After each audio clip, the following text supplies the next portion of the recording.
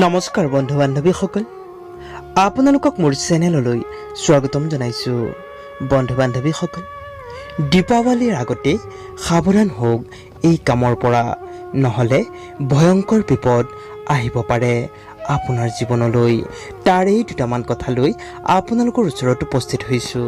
বন্ধু বান্ধৱীসকল, দীপাৱলীত ল'বলগীয়া সাৱধানসমূহ আমি সকলোৱে অৱলম্বন কৰি চলিব লাগে আৰু ৰাসায়নিক তেল সম্পূৰ্ণৰূপে বৰ্জন কৰিব লাগে। ৰাসায়নিক বিষাক্ত পদাৰ্থৰে ভৰপূৰ বোমা বা আতচবাজীসমূহ সম্পূৰ্ণৰূপে পৰিহাৰ কৰিব লাগে।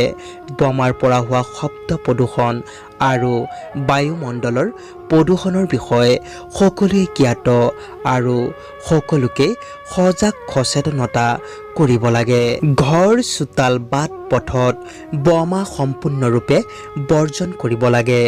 মুকলি অঞ্চলত কম পৰিমাণে আতচবাজী বা বোমা বজাব লাগে, নহ'লে ইয়াৰ ফলত এইবোৰ বিপদে দেখা দিব পাৰে।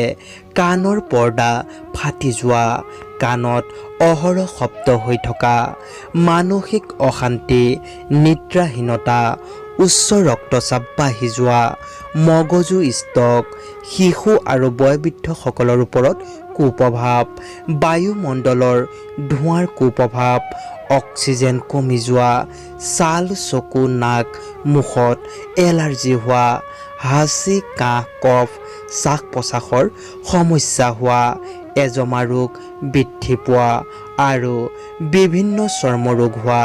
সেয়েহে এনে আতচবাজীৰ পৰা বা বোমাৰ পৰা আমি সকলোৱেই সাৱধানে থকাটো উচিত। আজিলৈ ইমানেই।